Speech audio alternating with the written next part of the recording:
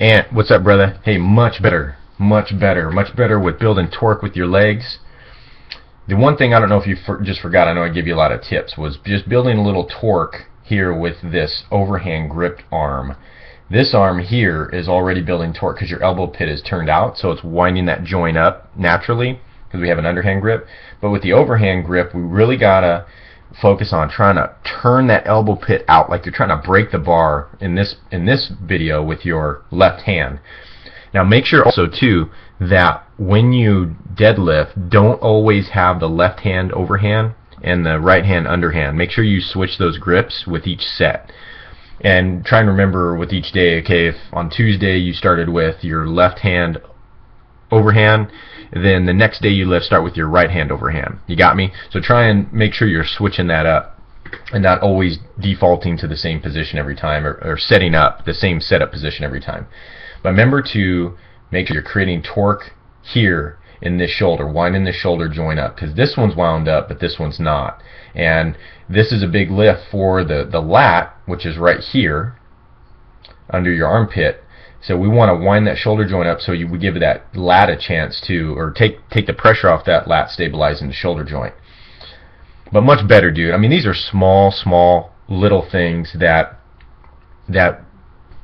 weren't as big of a factor in the beginning. We're making bigger changes, but much better. So let's take a look at this together. So we're going to look at your front view, and no worries to cut your head off. I wanted to look at your side, and you actually look much better with that. And even here, you look like you're doing pretty good when you're coming down.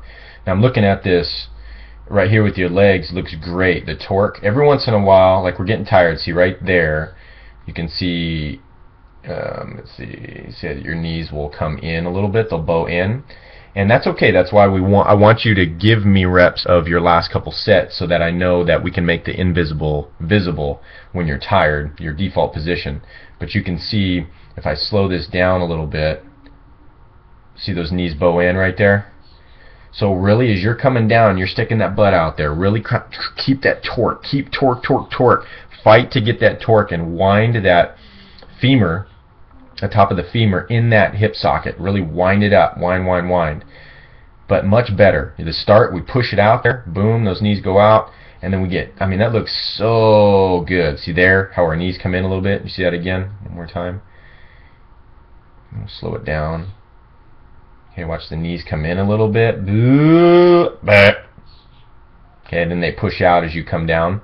Make sure you keep on those, really fight those last few reps to push those knees out.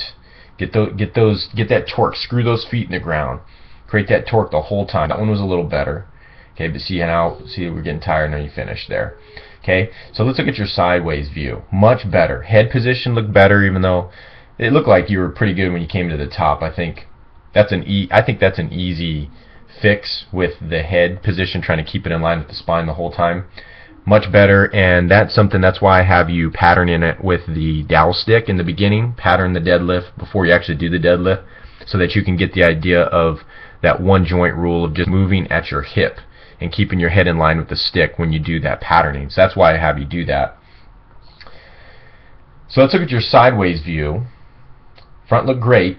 Now the side, that just gives me better look at your spine angle. Okay, head's looking up a little bit at the bottom. We look good at the top there. Now we've fallen into position. I think that might have been just the start. Now one thing, we're a lot better, instead of it being so pieced together where you go, but then you push everything else. Okay, that one was actually decent. Really, when you get to the bottom of this deadlift and you're getting ready to push, all it should be in your brain should be push the ground away, push the ground away, push the ground away. Push it away with your whole body. Don't just go butt. Okay, like that one, we went butt, and then we almost did a stiff-legged Romanian deadlift. Spine position's much better. You're not bleeding the amount of force you were before. So with that head position, much better. Boom, look at this. This is awesome. Look at this. Unbelievable, dude. You weren't doing this before when we first started. That is a nice straight angle there. And then as we get up, you'll see that your butt goes up first. You see that? Let me erase this line. So your butt will go up first. See, from this position here, now you're doing a stiff-legged deadlift almost. Your legs aren't totally stiff, but you're putting a lot of pressure on that hamstring right now to lift. I think you got, what, 215 right now? You got 210. I think you had 210s. You added, well, you were at 205, you had 210, so you got to be at 210's 20, 225 now? Could be. Yeah, 225. You probably could just put another 45 on instead of packing on all the other weight, if that's where you're at. You'd just be 245s on each side. But you're getting the hamstrings to lift most of this. I want your glute, and then your glutes are helping to straighten you up. But I want you to push everything you got in your body. Push that ground away and move your body as one unit versus hips up first, then the rest of the body. You got me? But the head angle looks good. We kind of picked it up at the end there. See how you kind of picked it up? Let's see if we can reverse this a little bit. See right there? So we got a little bit of a arch here in the neck. Make sure, I know we got that mirror there you're trying to see, but you can pick it up with your eyes. If you keep your head in line with your spine, you can just take your eyes and move them up towards your eyebrows, and you can still pick up your reflection, but you just got to keep this head from getting here. I'll show you on Saturday what happens when we get you in a good brace position, the standing brace position, and I'll try and see if I'll have your arm straight out in front of you, try and bend it, using all my strength, trying to bend it like in a suplex type of thing, a wrestling suplex. And then I'll have you bend your head down, and we'll see if you can keep me from bending it, and I'll have you bend your head back. And it's pretty crazy, pretty amazing that just bending your neck can bleed a lot of force. So we're losing a little bit of force here, but we're tired. I know this is the last couple sets, but that's why we do it, right?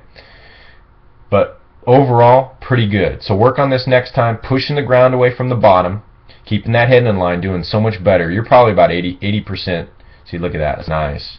You're probably about 85% accurate now. So you're getting there. Much better on that head angle and much more consistent with the head angle. I just want you to try and want you to lift this weight by pushing the ground away with your whole body. So push everything. You use your whole body to push the ground away. And make sure that you keep that torque in those knees, the torque in those legs, screwing your feet in the ground the whole time. So the big thing is when you're coming down, you got the pushing up part, but the coming down, we got to keep screwing those feet in the ground as you're letting that weight down, nice and under control. But other than that, dude, looks good. Give me the next one on Thursday or Friday. Friday I'll get it back to you, and we can talk about it on Saturday. But do well in your finals this week, and I'll talk to you later, brother. Thanks for the video.